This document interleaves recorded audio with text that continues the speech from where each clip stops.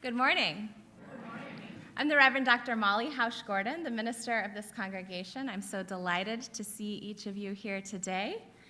I am a white woman with long red hair on one side and very short red hair on the other, in the last 48 hours of her 30s,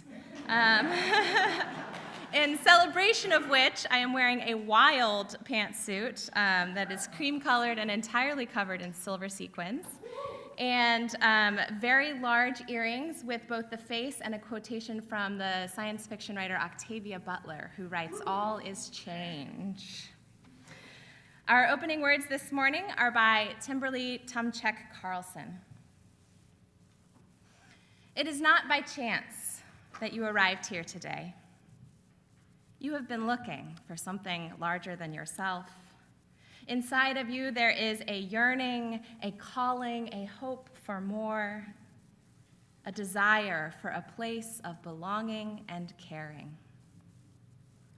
Through your struggles, someone nurtured you into being, instilling a belief in a shared purpose, a common yet precious resource that belongs to all of us when we share.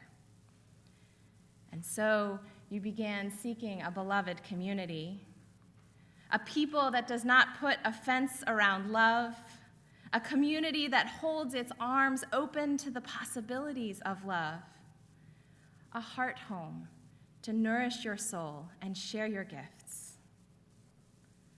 Let us create that place together. Welcome home. Our centering song this month, as we begin our reflections on what it means to create a culture of care, is a musical setting of a version of the Buddhist metta meditation. May I be well, may you be well, may we be well. It's number 1031 in your teal hymnal, filled with loving kindness. I invite you to rise or remain seated as you are most comfortable and join in singing.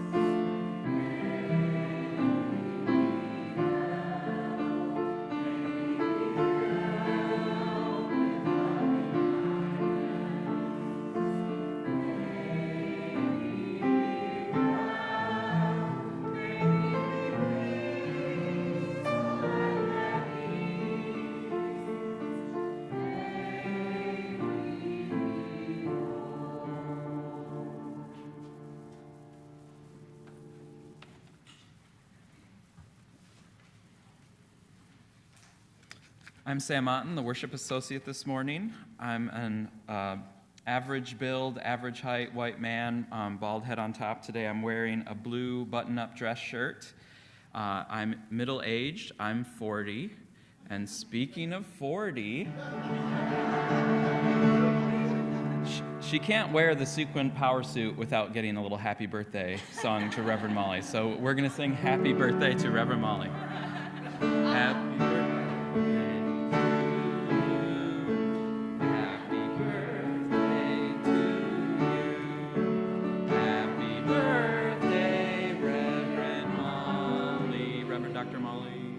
Happy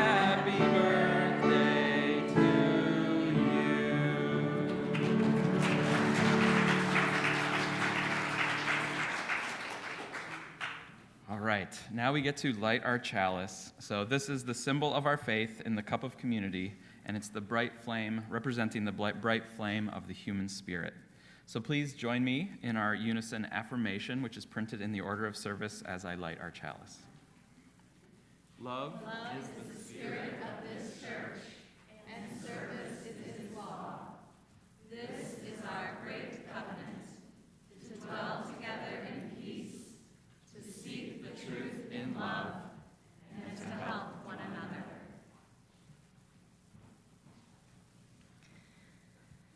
As we continue exploring what it means to care for one another in wider and wider circles, this morning we focus on both giving and receiving care.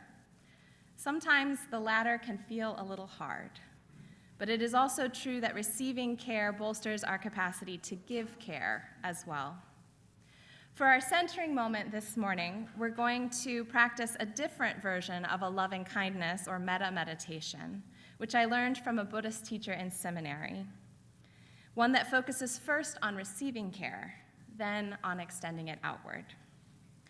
So for this practice, it's important that we find a comfortable position, so you can wiggle around as you need until you're just a little bit more comfortable than you already were.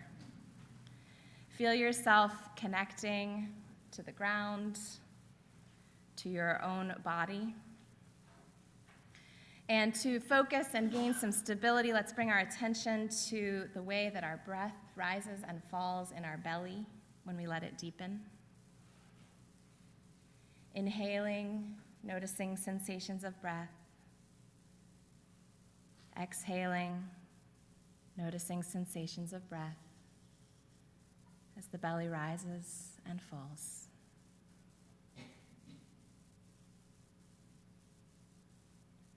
Now, bringing to mind someone who has cared for you very well.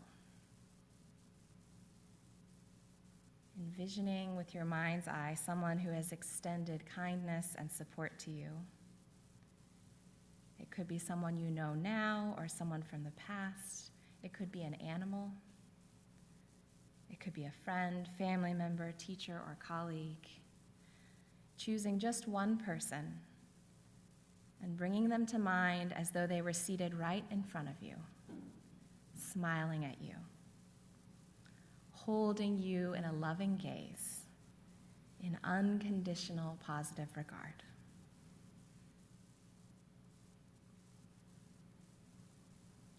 Sit a moment under the care of that gaze.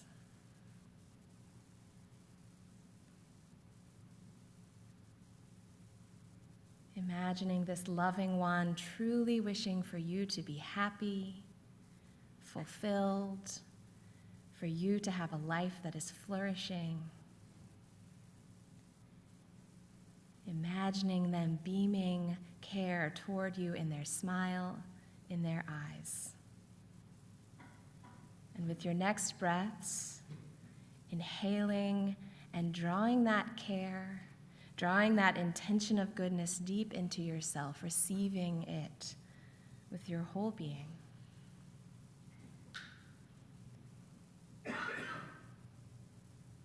Really taking in this wish of wellness, of happiness, of joy from this person or being who cherishes you.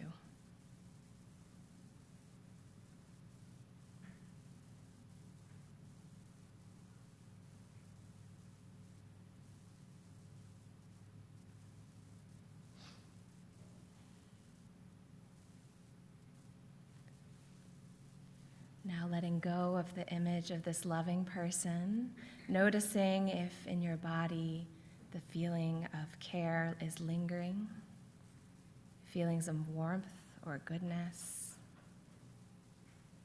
Relaxing into those sensations and feelings for another breath.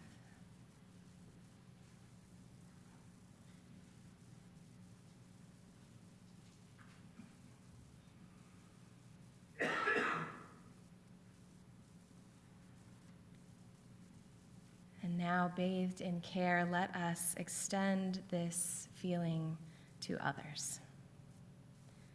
Now bringing to mind someone in your life who could really use an extra boost. A friend, a family member, a colleague, or an animal. And again, bringing them to mind vividly as though they were right in front of you.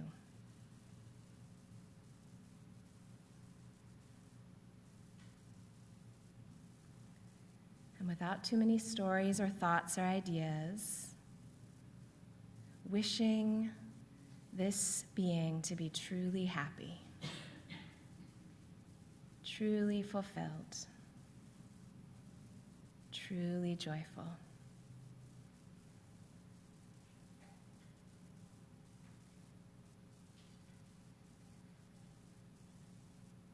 As you inhale, drawing in your care and love.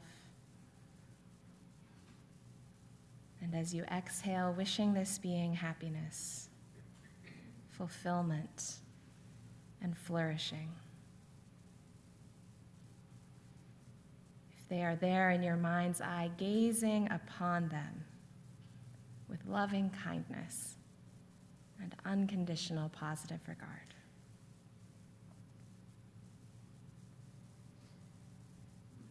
And twice more, inhaling, drawing in the intention of care, and exhaling, sending it out and in and out.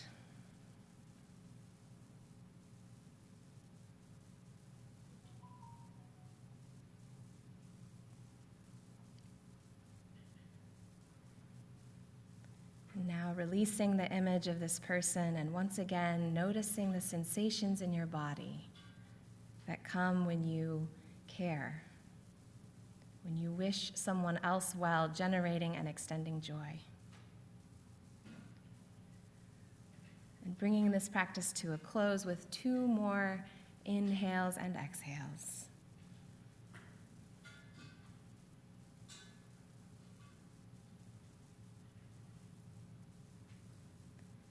May I be well. May you be well. May we be well. May all beings be well.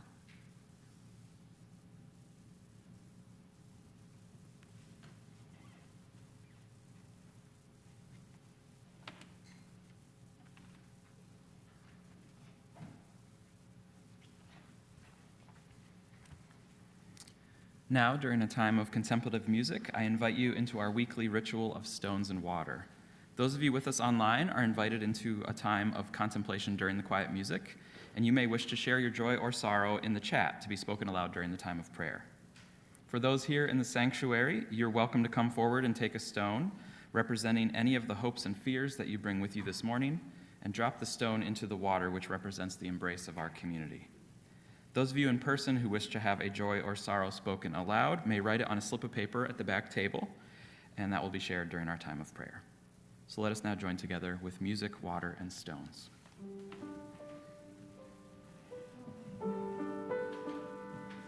And will you now join me in singing our hymn of response, number 1002 in your teal hymnals, Comfort Me. We'll sing all the verses, and you can rise or remain seated as you are most comfortable. Comfort me.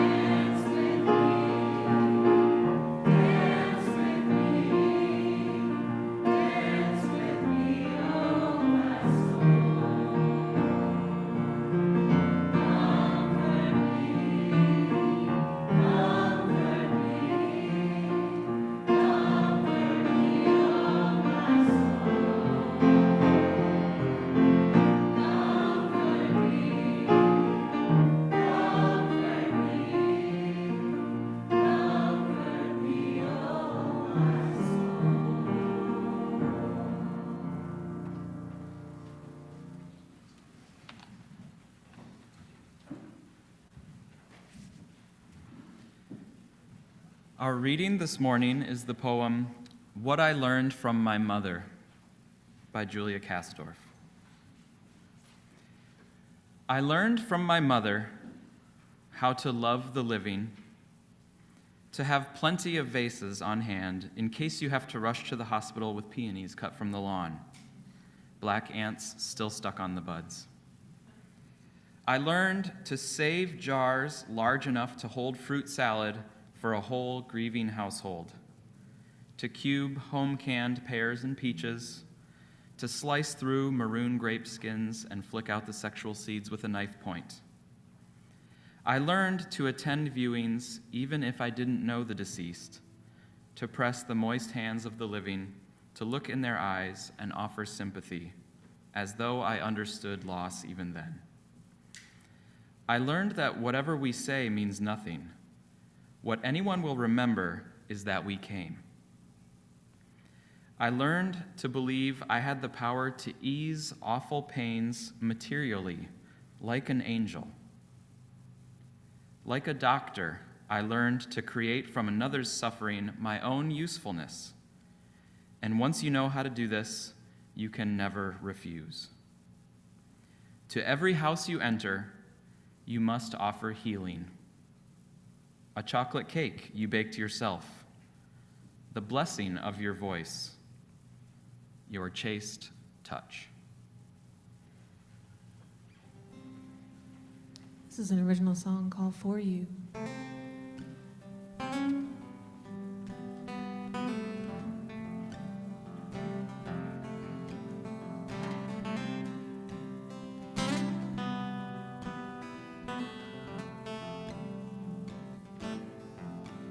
It was you I had in mind when I put in all that time.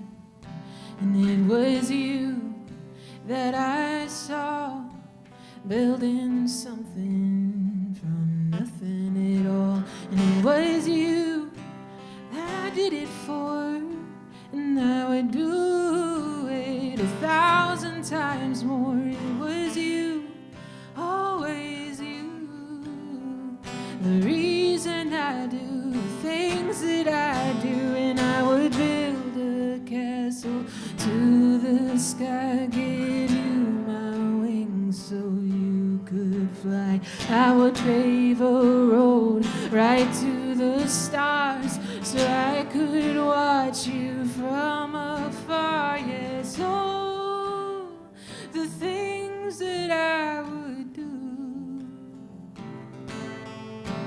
for you.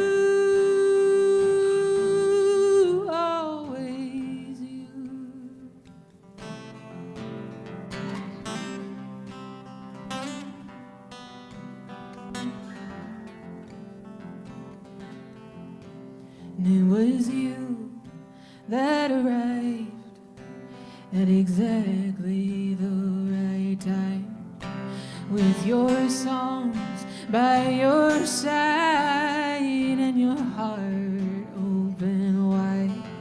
And it was you that showed up and you overfilled my cup. Yes, it was you I was singing to long before I knew. And I would build a castle to the sky, give you my wings so you could fly. I would pave a road right to the stars so I could watch you from afar. Yes, oh, the things that I would do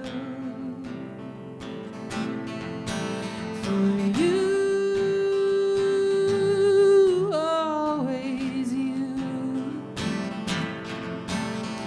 So the things that I would do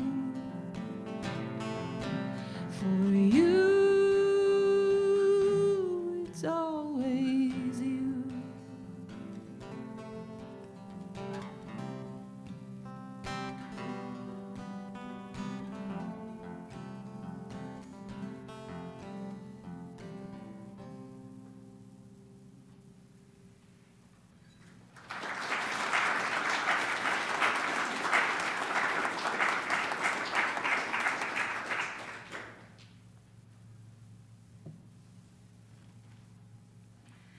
I learned from my mother how to pack a whole meal carefully in a canvas bag so nothing would spill as we carried it to ease loneliness as much as hunger.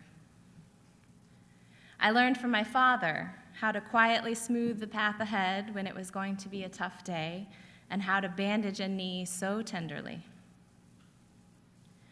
I learned from my parents how to pick up the new widow from her empty house every time you're going out, how to become 3 so there isn't just one.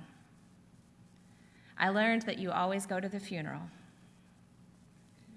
I learned from my parents how to reach out from your own devastation to hold everything for your child so they can heal even when they are totally grown. I learned that love is going over every single day at lunch to feed the dogs and driving to every appointment. I learned that love has practical, necessary boundaries, but no bottom to its depths. I learned that love is a material thing, that it is enfleshed, that my own flesh is made as much of acts of care as it is of carbon and hydrogen and oxygen, and that my limbs and belly and head and throat and yours too are the only way love has a physical address in this world. That love is always possible, but it takes us and our bodies and our relationships and our labor to make it real. In her book, Our Passion for Justice, queer feminist liberation theologian Carter Hayward writes, "Love, like truth and beauty, is concrete. Love is not fundamentally a sweet feeling, not at heart a matter of sentiment, attachment, or being drawn toward. Love is active." As Unitarian Universalists, we say that love is the center of our faith, and it's a pretty thing to say. But love does not live in this world unless we enflesh it. And so at the center of our tradition is a call to speak love, yes, but even more powerfully, a call to embody it. To embody love, which is to say, to give and receive care. When we are saying that love is the center of Unitarian Universalism, we must be saying that we are committed to nurturing and creating a culture of care in our families, in our congregations, in our communities, and in our wider world. We are committing ourselves to care that is intimate and looks a lot like tenderness. Care that is communal and looks a lot like casseroles. And care that is public and looks a lot like justice. When we say that love is the center of our faith, we are committing ourselves to caring in wider and wider circles, and this is no small thing. Because committing ourselves to care means deeply acknowledging our interdependence, the contingency and vulnerability of our lives, and how much it all depends, how much we depend on others. Committing ourselves to care means drawing near to human frailty and to the indignity of bodies. Giving care so often means drawing near to the literal shit of life and the metaphorical stuff too. And receiving care so often means letting others see our nakedness, whether literal or metaphorical. And so let's be honest and say that care is hard to give and sometimes even harder to receive, like spiritually, emotionally hard. Not to mention that giving and receiving care is profoundly logistically difficult in this country of ours. Care is abysmally supported by the lives we are forced to lead in this culture. We live in careless systems, formed by a careless economy and buttressed by a very careless politics. Our careless systems root all the time we could be caring for one another as a collective into isolated struggles for survival. And our careless economy extracts rather than magnifying our human worth, outsourcing care to a cruelly unresourced and criminally underpaid gig economy. and our careless politics, puts power before our mutual thriving, at best turns our care inwards, and at worst twists it toward toxic fear of other and its attendant hatreds.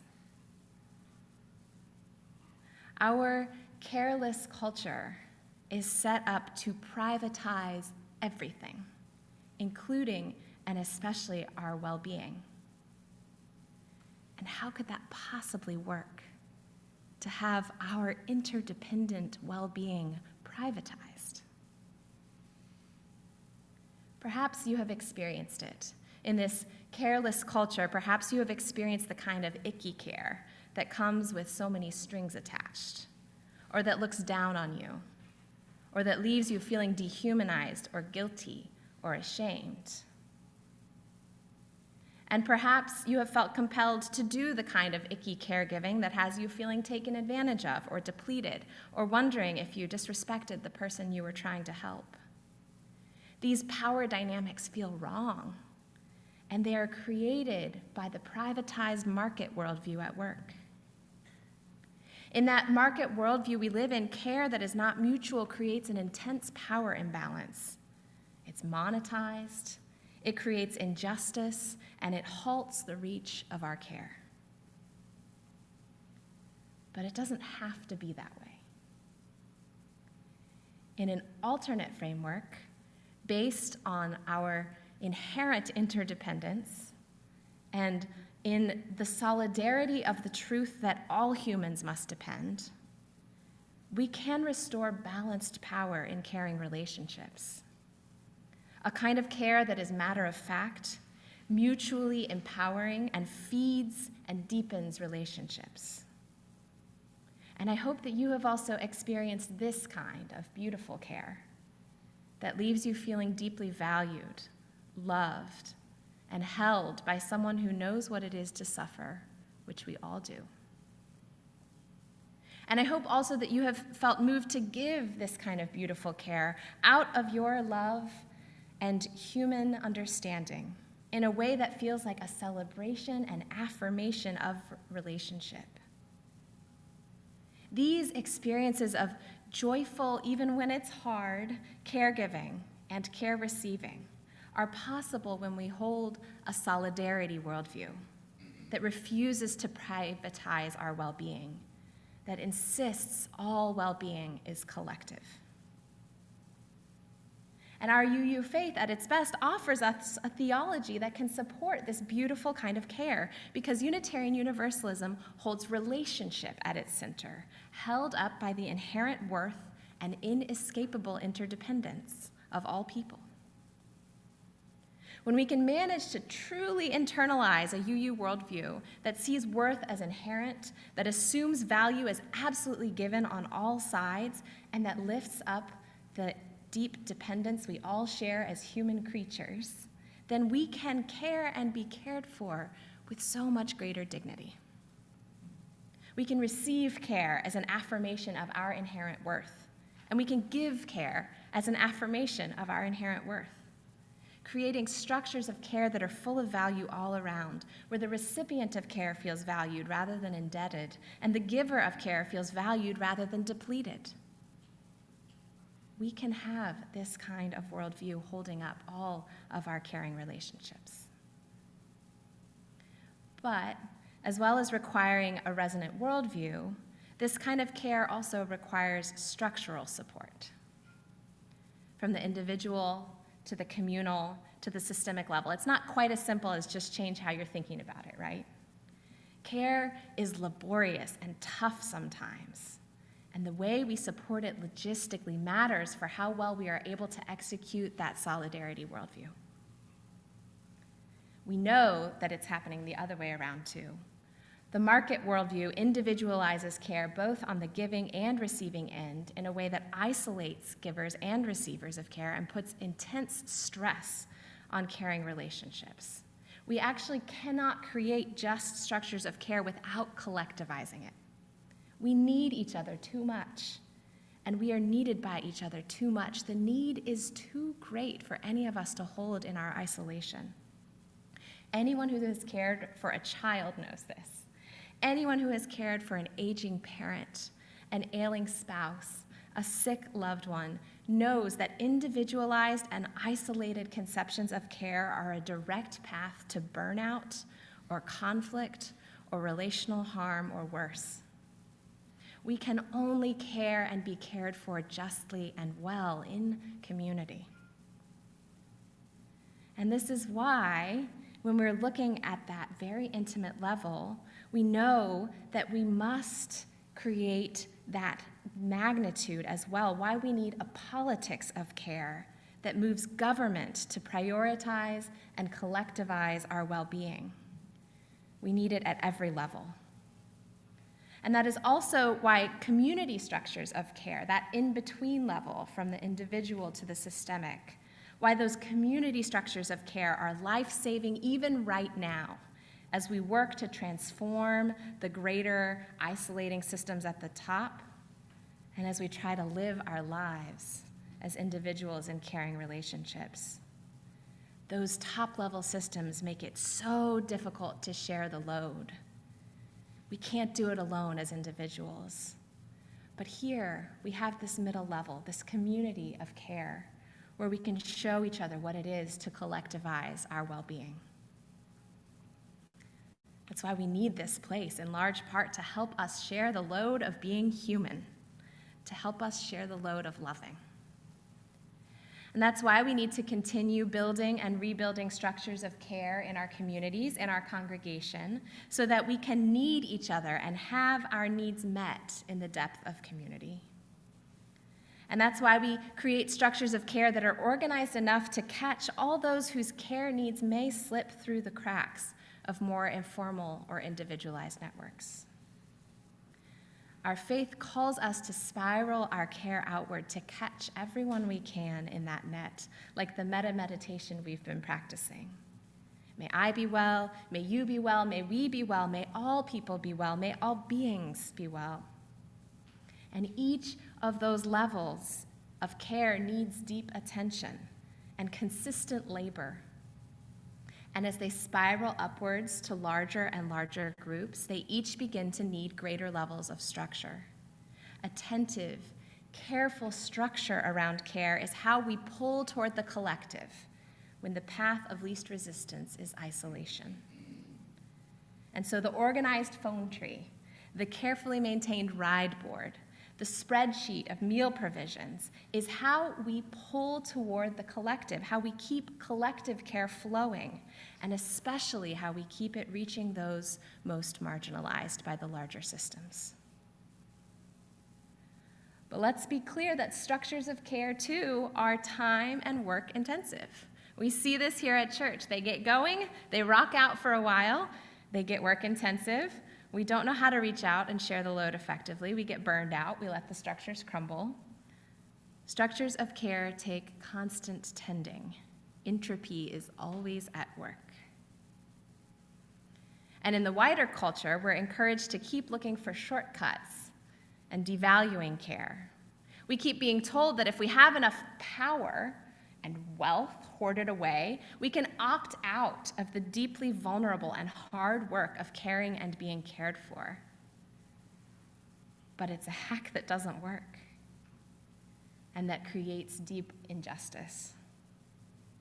And we are also told by the greater culture that the care work is a distraction from what really matters, as if it isn't exactly the place where our love meets the flesh. In solidarity communities, we're recognizing that building and maintaining structures of care, that care work is the work. It's the forever work. It's the scaffolding that allows love to live in this world. And it's worth doing over and over every day in our lives, in our communities, advocating for it in our larger structures. Building and nurturing and supporting a scaffolding of care that grows our capacity to love in wider and wider circles.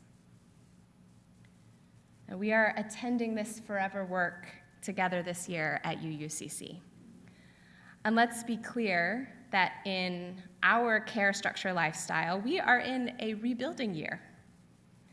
A lot of our structures crumbled in the years following the COVID lockdown, and we are just now seeing the consistent volunteer energy to rebuild them. And so I've included in your order of service today a caring ministry insert, inviting those of you who are committed to the life of this congregation to offer your offering to our literal care database. How would you like to put love into flesh this year? What offering can you bring to our structures of care? There's also a QR code if you prefer to fill it out online, and I'll send out a link. You can drop your filled out sheet in the offering plate when it comes around in a moment. You can be love in the flesh to each other and to our wider community and to our world. I know because I've seen you do it over and over again. I learned from you how to show up at the funeral with cheese and crackers and sometimes on a really good one, deviled eggs. When I knew the departed well and when I didn't, because we know that every life and every remembrance matters. I learned from you how to listen deeply to one another in times of loss and in times of joy. I learned from you how to take the meal to the person I just met or to the person I've never met, and definitely to the parents of the newborn, because we all hunger for connection as well as bread. I learned from you that love has practical limits that are expanded by careful attention and structures of care, but that it has no bottom to its depths. I learned from you that love is a material thing, that it is enfleshed, that our community is made as much of acts of care as it is of walls and roof and breathing bodies, and that our limbs and bellies and heads and throats are the only way love has a physical address in this world, that love is always possible, but it takes us and our labor and our care to make it real. Let us make it real together.